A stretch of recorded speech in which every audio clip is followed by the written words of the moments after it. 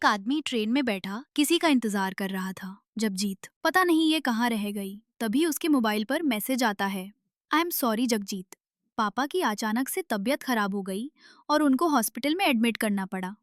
मैं नहीं आ सकती, टाइम मिलने पर कॉल करूंगी। जगजीत, अरे यार, अब तो अकेले ही सफर करना पड़ेगा। उसने देखा कि उसके सामने वाली सीट जो अभी तक खाली पड़ी थी, उस पर एक खूबसूरत औरत आकर बैठती है। उसने काले रंग की साड़ी पहनी हुई है और माथे पर एक काले रंग की बिंदी है। जगजीत, मौसम कितना बढ़िया है, हल्की बारिश भी शुरू हो चुकी है और अगर इसे बातें शुरू हो जाए तो सफर अच्छे से कटेगा। वो औरत अपने बैग की जीप खोलने की कोशिश करती है, लेकिन उसे जीप नहीं खुलती। जगजीत, लाइए मैं आपकी हेल्प कर देता हूँ। जगजीत को वो औरत बैग दे देती है और वो उसकी जीप खोल देता है। औरत, शुक्रिया, पता नहीं कैसे जाम हो गई थी। जगजीत, वैसे आप कहाँ जा रही हैं? औरत, मैं आगरा जा रही हूँ, मेरी बेस्ट फ्रेंड की शादी अटेंड करने। जगजीत, अरे वाह, मैं भी अपने दोस्त की वेडिंग अटेंड करने ही जा रहा हूँ। मैं दिल्ली तक जाऊंगा।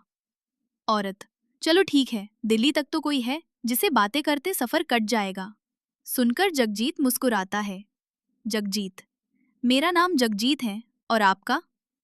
औरत, मैं डायन हूँ। सुनते ही जगजीत अचानक से डर गया। जगजीत, डायन? औरत, आप तो डर ही गए, मैं तो मजा कर रही थी। मेरा नाम असल में विभा है। सुनकर वो अपने मुंह से हवा छोड़ता है, वो चैन की सांस लेता है। जगजीत, आपने तो मुझे डरा ही दिया था। ट्रेन अब चलने वाली ही होती है, उसी टाइम सुनैना आती है और अचानक से उस औरत के बराबर में जगजीत क्या के सामने बैठ जाती हैं, जिसे देखकर जगजीत खुश भी हो जाता है और चौंक भी जाता है। जगजीत, अरे, तो तुमने मैसेज किया था कि तुम नहीं आ सकती सुनैना? अरे वो तो मैंने बस एक छोटा सा मजाक किया था जगजीत, तुम भी ना मजाक में कुछ भी बोल देती हो। ट्रेन तेज रफ्तार से चलने लगती हैं।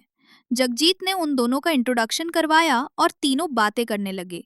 तभी एक अधेड़ उम्र का आदमी आता है और चिल्लाकर कहता है, बूढ़ा आदमी, आज अमावस्या की रात है, आज की रात इस ट्रेन में डाइन घूमती हैं, सब अपना ध्यान रखना, कहकर वो आगे चला जाता है। ट्रेन में बैठे सभी लोग एक दूसरे से कुछ न कुछ बोलने लगते हैं। जगजीत, ये अंकल ऐसा क्यों बोल रहे थे? पल्लवी, अरे मुझे तो वो बूढ़ा पागल लग रहा था सुनैना। आज के टाइम में डायन कितनी अजीब बात है यार। एक आदमी सामने वाली सीट पर जो काफी देर से बैठा होता है, वो सिगरेट पीने लगता है, जिसका धुआं पल्लवी की नाक तक आ रहा होता है।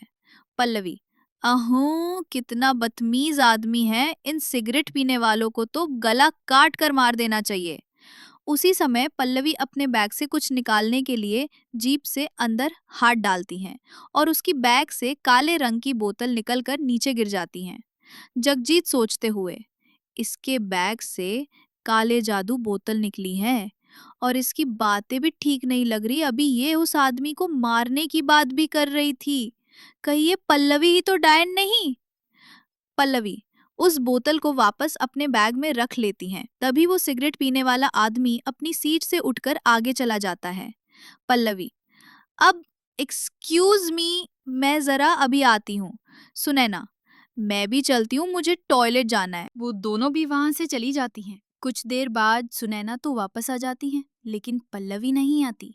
जगजीत, पल्लवी कहाँ रह गई सुनैना? उसने कहा कि अभी आ रही है। थोड़ी देर बाद पल्लवी भी वापस आ जाती हैं, लेकिन वो आदमी नहीं लौटता। अब जगजीत अपनी जगह से उठता है और वो पीछे टॉयलेट तरफ जाता है। वो देखता है सिगरेट पीने वाला आदमी गेट के पास मरा पड़ा है। जगजीत चुपचाप टीटी के पास जाकर उसको सब कुछ बता देता है। तभी सामने से दरवाजे की तरफ पल्लवी आती नजर आती हैं। पल्लवी, क्या बात है जगजीत, आप यहाँ क्यों रुक गए? उसकी नजर उस आदमी पर पड़ती है जो दरवाजे के पास मरा पड़ा है। जगजीत टीटी से कहता है, यही है, इसी ने इसको मारा है, ये डायन है। पल्लवी, ये आप क्या कह रहे हैं?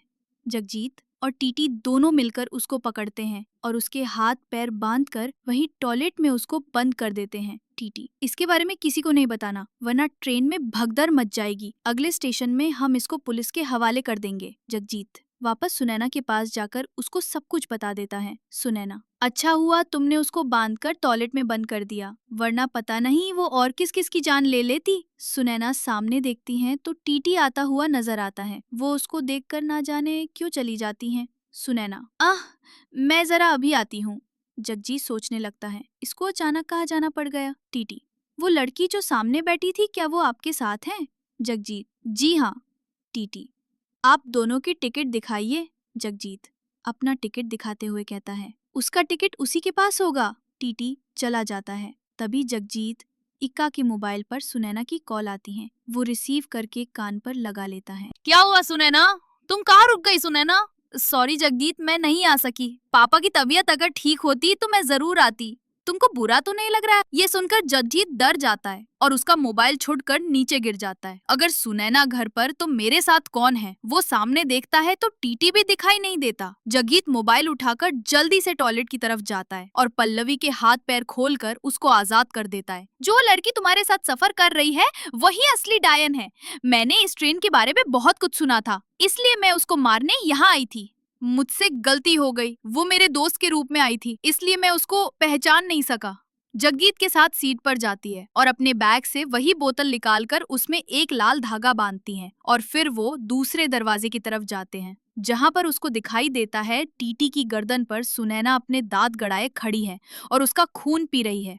उस टाइम वह डरावनी लग रही होती है और अपने असली रूप में आ जाती है। टीटी भी मर चुका था। जगजीत टीटी को उसे छुड़ाने की कोशिश करता है। डायन जगजीत में उलझ कर रह जाती है। मौका देखकर पल्लवी डायन के बाल खींचकर जितनी भी उसके हाथ में आते हैं उसको बोतल पर बांध देती हैं। फिर कोई मंत्र पढ़ती, भाई साहब जल्दी से लाइटर दीजिए। एक मंत्र पढ़कर बोतल में आग लगा देती है और उसके साथ डायन में भी अपने आप आग लग जाती है। वो टीटी की लाश और जगदीप को छोड़ देती है। आग लपटे हुए ही वो दरवाजे के बाहर फ्लाईओवर के नीचे गिर जाती है। जलती हुई बोतल भी पल्लवी अब ट्रेन से बाहर ही फेंक देती है। तो तुम, पल्लवी उसकी तरफ देखती है।